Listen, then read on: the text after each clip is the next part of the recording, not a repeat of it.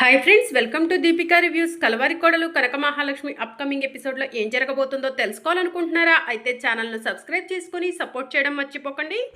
వెంకట్రావు గారు, లాయర్ గారు తీసుకొచ్చిన డాక్యుమెంట్ ప్రకారం మీరు వి ఆర్గానిక్ని ఎట్టి పరిస్థితిలో కొనలెవరు.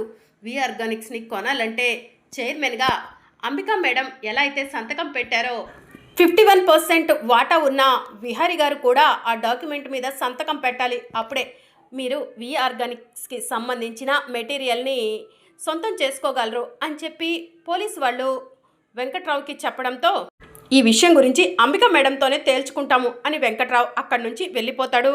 విహారీ గారు, ఈ డాక్యుమెంట్ చూడకుండా మీ పైన యాక్షన్ తీసుకోవాలనుకున్నాను, నన్ను క్షమించండి అని ఎస్ఐ చెప్తూ ఉంటాడు. పర్వాలేదు ఎస్ఐ గారు అని విహారీ చెప్తూ ఉంటాడు. ఒరే విహారీ, సమయానికి వచ్చావు, లేదంటే ఈ పాటికే ఆ వెంకట్రావు సరుకు మొత్తం తీసుకొని వెళ్ళిపోయేవాడు అని చెప్పి చారుకేశ చెప్తూ ఉంటాడు. లాయర్ గారు, సమయానికి వచ్చి డాక్యుమెంట్ చూపించారు, థ్యాంక్ యూ సో మచ్ అని విహారీ చెప్తూ ఉంటాడు. లక్ష్మి గారు, సమయానికి విషయం చెప్పబట్టే నేను రాగలిగాను విహారీ గారు అని లాయర్ చెప్తూ ఉంటాడు. ఏమన్నారు అని విహారీ షాకింగ్గా అడుగుతూ ఉంటారు. మీ కంపెనీలో పనిచేసే సీఈఓ లక్ష్మి గారు ఉన్నారు కదా, తను సమయానికి వచ్చి విషయం నాకు చెప్పడం వల్లే నేను మీ దగ్గరికి రాగలిగాను అని చెప్పి లాయర్ చెప్తూ ఉంటాడు. లక్ష్మి మీ దగ్గరకు వచ్చిందా అని విహారీ షాకింగ్గా అడుగుతూ ఉంటే, నా దగ్గరికి రావటమే కాదు ఇక్కడికి కూడా వచ్చారు అని లాయర్ చెప్తూ ఉంటాడు. దాంతో ఇదంతా దూరం నుంచి చూస్తున్న లక్ష్మి షాక్ అవుతుంది. లక్ష్మి ఇక్కడికి వచ్చిందా? ఎక్కడ? లాయర్ గారు చెప్పండి అని విహారీ అడుగుతూ ఉంటాడు. నా కారులోనే కూర్చొని ఉన్నారు సార్ అని చెప్పి లాయర్ చెప్తూ ఉంటాడు. విహారీ గారు ఇక్కడికి వస్తారు, నన్ను చూస్తే ఇప్పుడు నన్ను విహారీ గారు వెంట తీసుకెళ్ళిపోతారు, నేను ఆ ఇంటికి వెళ్ళకూడదు అని లక్ష్మి మనసులో అనుకొని టెన్షన్ పడుతూ ఉంటుంది. మావయ్య, మన లక్ష్మి కారులో ఉందంట మావయ్య అని చెప్పి విహారీ పరిగెత్తుకుంటూ కారు దగ్గరకు వెళ్తాడు. కారులో చూసేసరికి అక్కడ లక్ష్మి కనిపించదు. లాయర్ గారు, లక్ష్మి ఇక్కడ లేదు అని విహారీ అంటూ ఉంటాడు. నాతో పాటు హైదరాబాద్ నుంచి ఇక్కడ వరకు లక్ష్మి గారు కారులో వచ్చారు సార్, నేను మాత్రమే కారు దిగాను, లక్ష్మి గారు కారులోనే కూర్చున్నారు. సరేలే, లక్ష్మి గారు అవసరం అంత లేదు కదా అని చెప్పి నేను కూడా మేడంని రమ్మని పిలవలేదు సార్. ఇంతలో మేడం ఎక్కడికి వెళ్ళుంటారు అని చెప్పి లాయర్ అంటూ ఉంటాడు. లాయర్ గారు, మీరు చెప్పేది నిజమా అని విహారీ అంటూ ఉంటే, నిజంగా విహారీ గారు, ప్రమాణ పూర్తిగా చెప్తున్నాను, లక్ష్మి గారు ఇన్ఫర్మేషన్ ఇవ్వటం వల్లే నేను ఇక్కడి వరకు రాగలిగాను, మీ వి ఆర్గానిక్స్ని కాపాడగలిగాను అని లాయర్ చెప్తూ ఉంటాడు. ఎక్కడున్నావు లక్ష్మి, లక్ష్మి లక్ష్మి అని చెప్పి విహారీ ఆ చుట్టుపక్కల అంతా కూడా లక్ష్మి కోసం వెతుకుతూ ఉంటాడు. లక్ష్మి మాత్రం చెట్టు చాటున కూర్చొని, నన్ను క్షమించండి విహారీ గారు, నేను మళ్ళీ మీ ముందుకి తప్పకుండా వస్తాను అని చెప్పి లక్ష్మి మనసులో అనుకుంటూ ఉంటుంది. ఇక విహారీ లక్ష్మి కోసం వెతికి పిచ్చివాడిలాగా రోడ్డు మీద కూర్చొని ఏడుస్తూ ఉంటాడు. చారుకేశ విహారీ దగ్గరకు వెళ్ళి, విహారీ లేరా, లే అని చెప్పి అంటూ ఉంటాడు. మోయ, లక్ష్మి మోయ, లక్ష్మి మనందరినీ వదిలి వెళ్ళిపోయింది అనుకున్నానే, కానీ లక్ష్మి ఎక్కడో ఉండి కూడా మనందరి గురించి ఆలోచిస్తుంది మోయ. వి ఆర్గానిక్స్ నుంచి మెటీరియల్ ఎటు పోకుండా, అలాగే వి ఆర్గానిక్స్ ఆ వెంకట్రావు సొంతం చేసుకోకుండా లాయర్ని తీసుకొచ్చింది, ఇదంతా చేస్తుంది, నాకంట ఎందుకు పడకుండా దాక్కుంటుంది మోయ అని చెప్పి విహారీ ఏడుస్తూ ఉంటాడు. విహారీ బాధపడకురా, త్వరలోనే లక్ష్మి మన ముందుకు వస్తుందిరా అని చారుకేశ చెప్తూ ఉంటాడు. అసలు మన నుంచి దాక్కోవలసిన అవసరం లక్ష్మికి ఏముంది మోయ అని విహారీ అంటూ ఉంటే, ఏమో విహారీ, నాకు కూడా తెలీదు, కానీ ఏదో ఒక రోజు మన ముందుకు వస్తుందన్న నమ్మకం అయితే నాకుంది అని చారుకేశ చెప్తూ ఉంటాడు. మోయ, లక్ష్మి ఎంతో దూరం వెళ్ళి ఉండదు, పదండి మోయ వెళ్ళి వెతుకుదాము అని విహారీ అంటూ ఉంటే, విహారీ లక్ష్మి మనకు దొరకకుండా ఎక్కడో దాక్కుంది, మనం ఎక్కడ వెతికినా కూడా దొరకదు విహారీ అని చారుకేశ చెప్తూ ఉంటాడు. ఇంకా విహారీ, లక్ష్మి ఎక్కడున్నావు లక్ష్మి, నీకోసం నేను పిచ్చివాడిని అయిపోతున్నాను లక్ష్మి, త్వరగా రా లక్ష్మి అని చెప్పి ఏడుస్తూ ఉంటాడు. అల్లుడు, పదల్లుడు వెళ్దాము, లక్ష్మి రాదు అల్లుడు, తను రావాలనుకున్నప్పుడే వస్తుంది అల్లుడు అని విహారీని చారుకేశ తీసుకెళ్తూ ఉంటాడు. లాయర్ గారు, మళ్ళీ కలుస్తాను అని చెప్పి చారుకేశ లాయర్కి చెప్తూ ఉంటాడు. ఇక లాయర్ కారు దగ్గరకు వెళ్ళి లక్ష్మి కోసం చూడగానే లక్ష్మి అక్కడ కనిపించకపోవడంతో, డ్రైవర్, కారులో ఉండాల్సిన అమ్మాయి ఎక్కడా అని చెప్పి అడుగుతూ ఉంటాడు. మీ వెనకే కారు దిగింది సార్, తర్వాత ఎక్కడికి వెళ్ళిందో నాకు తెలియదు సార్ అని డ్రైవర్ చెప్తూ ఉంటాడు. ఇక విహారీ వాళ్ళు అక్కడి నుంచి వెళ్ళిపోగానే లక్ష్మి విహారి గారు నన్ను క్షమించండి. మీరు పిచ్చి వాళ్ళలాగా రోడ్డు మీద కూర్చొని ఏడుస్తున్నా కూడా చూస్తూ ఉన్నానే కానీ ఏమీ చేయలేకపోయాను విహారి గారు. నా కడుపులో ఉన్న బిడ్డ బయటికి వచ్చే వరకు నేను మీ కంట పడను విహారి గారు అని చెప్పి లక్ష్మి మనసులో అనుకుంటూ ఉంటుంది.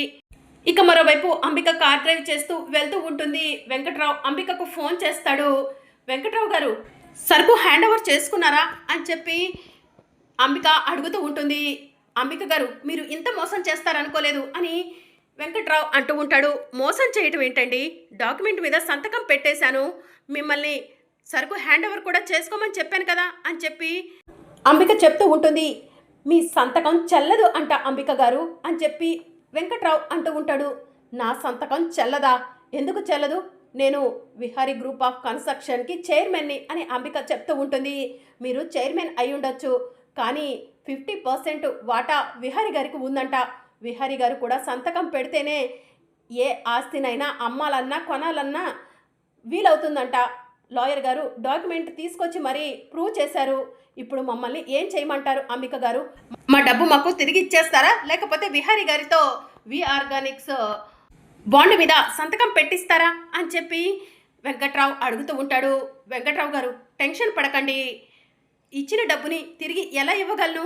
విహారీ చేత ఎలాగైనా సరే వి ఆర్గానిక్స్ బాండ్ మీద సంతకం పెట్టిస్తాను, వి ఆర్గానిక్స్ మీ సొంతం అయ్యేలా చేస్తాను అని చెప్పి అంబిక చెప్తూ ఉంటుంది. మీకు ఒక్కరోజు మాత్రమే గడువిస్తున్నాను, ఒక్క రోజులో విహారీ గారి చేత డాక్యుమెంట్ మీద సంతకం పెట్టించండి అని వెంకట్రావు చెప్తూ ఉంటాడు. ఒక్కరోజేనా అని అంబిక అంటూ ఉంటే, మీరే చెప్పారు కదా అంబిక గారు, కొన్ని పనులు వెంటనే పూర్తి చేయాలని, మిమ్మల్ని నేను కూడా ఫాలో అవుతున్నాను. వెంటనే డాక్యుమెంట్ మీద సంతకం పెట్టించండి, లేదంటే మీ పైన పోలీస్ కంప్లైంట్ ఇవ్వడానికి కూడా వెనకను అని వెంకట్రావు అంబికకు వార్నింగ్ ఇచ్చి ఫోన్ కట్ చేస్తాడు. చైర్మన్గా నేను సంతకం పెడితే సరిపోతుంది అనుకున్నాను, కానీ ఆ డాక్యుమెంట్ మీద విహారీ కూడా సంతకం పెట్టాలా? 51% వాటా విహారీకి ఉందా అని చెప్పి అంబిక ఆలోచిస్తూ ఉంటుంది. విహారీ ఎలాగో తాగే ఉంటాడు కాబట్టి వాడిని నా గుప్పెట్లో పెట్టుకొని వాడి చేత డాక్యుమెంట్ మీద సంతకం పెట్టిచ్చేస్తాను, లేకపోతే ఆ వెంకట్రావు అన్నంత పని చేసేస్తాడు అని అంబిక ఆలోచిస్తూ ఉంటుంది. అప్పుడే లక్ష్మి ఆటోలో వెళ్తూ రోడ్డు మీద ఉన్న అంబికను చూస్తుంది. అన్న ఆటో ఆ అమ్మాయికి దగ్గరగా పోనివ్వు అని డ్రైవర్కి చెప్పడంతో డ్రైవర్ అంబికకు దగ్గరగా ఆటో పోనిస్తూ ఉంటాడు. అప్పుడు లక్ష్మి ఆటోలో కూర్చొని అంబిక గొంతుని పట్టుకుంటుంది.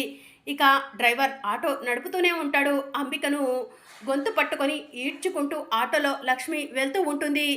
ఏయ్ ఎవరు అని అంబిక అంటూ ఉంటే, ఏయ్ అంబిక, ఇంకొకసారి ఇలాంటి పిచ్చి పిచ్చి పనులు చేసి విహారీ గారికి చెడ్డ పేరు తేవాలని చూస్తే నిన్ను బ్రతకనివ్వను. ఇది లాస్ట్ అండ్ ఫైనల్ వార్నింగ్ ఇచ్చి వదిలేస్తున్నాను.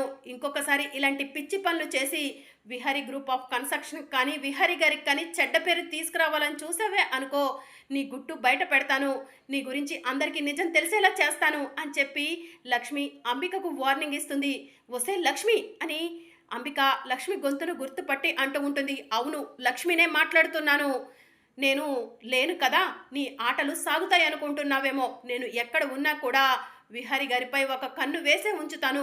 విహారీ గారికి కానీ యమునమ్మకు కానీ ఆ ఇంట్లో వాళ్ళకి కానీ ఏదైనా ఇబ్బంది కలిగించావే అనుకో, నిన్ను వదిలిపెట్టను అంబిక, వదిలిపెట్టను అని చెప్పి లక్ష్మి అంబికకు వార్నింగ్ ఇస్తూ ఉంటుంది. వసే వదులు అని అంబిక అంటూ ఉంటే, అన్న ఆటో స్లో చేయి అని లక్ష్మి అంటుంది. ఇక ఆటోని డ్రైవర్ స్లో చేయగానే లక్ష్మి అంబిక గొంతుని వదిలేస్తుంది. ఇక అంబిక గొంతు పట్టుకొని, వసే లక్ష్మి, ఎంత పని చేసావు అని చెప్పి మనసులో అనుకుంటూ ఉంటుంది. నిన్ను వదల్నే అని అంబిక మనసులో అనుకుంటూ ఉంటుంది. మా ఇంటికి పట్టిన దరిద్రం వదిలిపోయింది అనుకున్నాను, నీ బాధ లేదనుకున్నాను. నువ్వు ఎక్కడ ఉండి కూడా నన్ను సాధిస్తున్నావు కదవే, నీ సంగతి నేను చెప్తాను అని అంబిక మనసులో అనుకొని అక్కడి నుంచి వెళ్ళిపోతుంది. ఇక మరోవైపు విహారీ ఏడుస్తూ ఉంటే చారుకేశ విహారీని తీసుకుని ఇంటికి వస్తాడు. ఇక యమున పరిగెత్తుకుంటూ విహారీ దగ్గరకు వెళ్ళి, నానా విహారీ ఏమైందిరా అని చెప్పి అడుగుతూ ఉంటుంది. చారుకేశ నువ్వైనా చెప్పు ఏమైంది అని చెప్పి యమున అడుగుతూ ఉంటుంది. ఇక చారుకేశ లక్ష్మి లాయర్ని తీసుకొని రావటం, వి ఆర్గానిక్స్ని వెంకట్రావు నుంచి సేవ్ చేయటం, ఇదంతా కూడా యమునకు చెప్తూ ఉంటాడు. ఏంటి చారుకేశ నువ్వు చెప్పేది, లక్ష్మి వచ్చిందా అని చెప్పి యమున అడుగుతూ ఉంటుంది. అవునక్క, లక్ష్మి సమయానికి రాబట్టే మనం మన వి ఆర్గానిక్స్ని కాపాడుకోగలిగాం అని చారుకేశ చెప్తూ ఉంటాడు. ఈ మాటను విన్న పద్మాక్షి, సహస్ర షాక్లో ఉంటారు. ఇప్పుడు ఆ లక్ష్మి ఎక్కడ ఉంది అని పద్మాక్షి అడుగుతూ ఉంటుంది. చెప్పు చారుకేశ, లక్ష్మి ఎక్కడ? కారులో ఉందా అని యమున పరిగెత్తుకుంటూ కారు దగ్గరికి వెళ్ళబోతూ ఉండగా, అక్క, లక్ష్మి మాతో రాలేదు అని చెప్పి చారుకేశ చెప్తూ ఉంటాడు. లక్ష్మి రాలేదా? ఎందుకు తీసుకురాలేదు చారుకేశ అని యమున అడుగుతూ ఉంటుంది. లక్ష్మి చెయ్యాల్సిందంతా చేసేసి మాకు కనిపించకుండా వెళ్ళిపోయిందక్క అని చెప్పి చారుకేశ చెప్తూ ఉంటాడు. ఎందుకు లక్ష్మి ఇలా చేస్తున్నావు అని చెప్పి యమున ఏడుస్తూ ఉంటుంది. లక్ష్మి కావాలనే మనతో దాగుడు మూతలాడుతుందమ్మా, ఏదో ఒక రోజు తప్పకుండా వస్తుందంట, ఎప్పుడు వస్తుందమ్మా అని విహారి ఏడుస్తూ ఉంటాడు.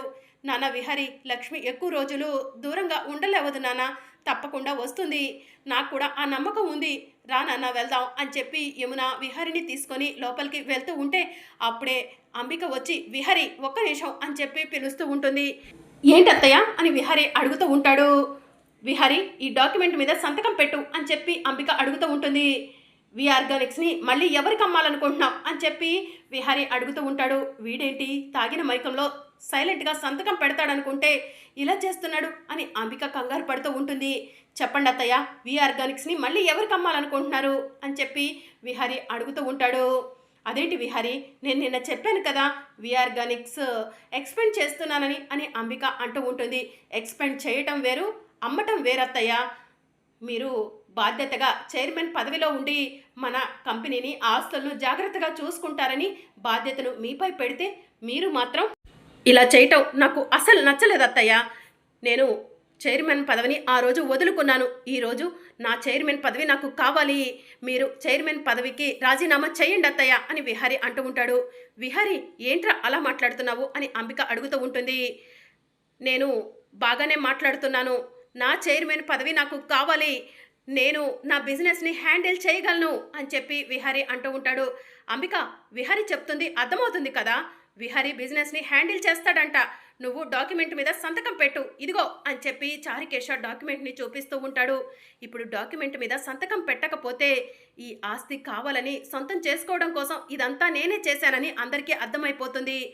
ఎట్టి పరిస్థితుల్లో అందరూ నన్ను తప్పుగా అర్థం చేసుకోకూడదు, ఎవరు నన్ను అసహించుకోకూడదు. ఇప్పుడు చైర్మన్ పదవికి రాజీనామా చేసినా సరే తిరిగి మళ్ళీ నేను ఈ ఆస్తుల్ని విహారీ దగ్గర నుంచి లాగేసుకుంటాను అని అంబిక మనసులో అనుకొని, చైర్మన్ పదవికి రాజీనామా చేస్తున్నాను విహారీ, రేపటి నుంచి నువ్వే చైర్మన్వి అని చెప్పి అంబిక చెప్తూ ఉంటుంది. రేపటి నుంచి కాదు అని విహారీ రూమ్లోకి వెళ్తాడు. సూటు బూటు వేసుకొని బయటకు వచ్చి ఈ రోజు నుంచే ఈ విహారీ చైర్మన్ అని చెప్పి చెప్తూ ఉంటాడు. ఆ మాట విని కుటుంబ సభ్యులంతా కూడా, నానా విహారీ, నీలో ఇంత మార్పు ఏంట్రా అని చెప్పి అడుగుతూ ఉంటారు. లక్ష్మి కనిపించింది కదమ్మా, ఇక లక్ష్మి కనిపించిన తర్వాత లక్ష్మి ఎక్కడ ఉన్నా వెతికి పట్టుకోవాలంటే నేను ఈ మందు మద్యం మైకంలో ఉండకూడదు కదమ్మా, అందుకే ఈ విహారీ పూర్తిగా మామూలు మనిషి అయిపోయాడు. ఎంతోమంది ఎన్ని కుట్రలు చేస్తున్నా వాటన్నిటిని అడ్డుకోవడం కోసం ఈ విష్ణు విహారీ మళ్ళీ చైర్మన్ పదవిని స్వీకరించేశాడమ్మా అని చెప్పి విహారీ చెప్తూ ఉంటాడు. నాకు చాలా సంతోషంగా ఉంది నాన్న నేను ఇలా చూస్తుంటే అని యమున చెప్తూ ఉంటుంది. మరి అప్కమింగ్ ఎపిసోడ్లో ఏం జరగనుందో తెలుసుకోవాలనుకుంటున్నారా? అయితే ఛానల్ను సబ్స్క్రైబ్ చేసుకొని సపోర్ట్ చేయడం మర్చిపోకండి. Thank you for watching.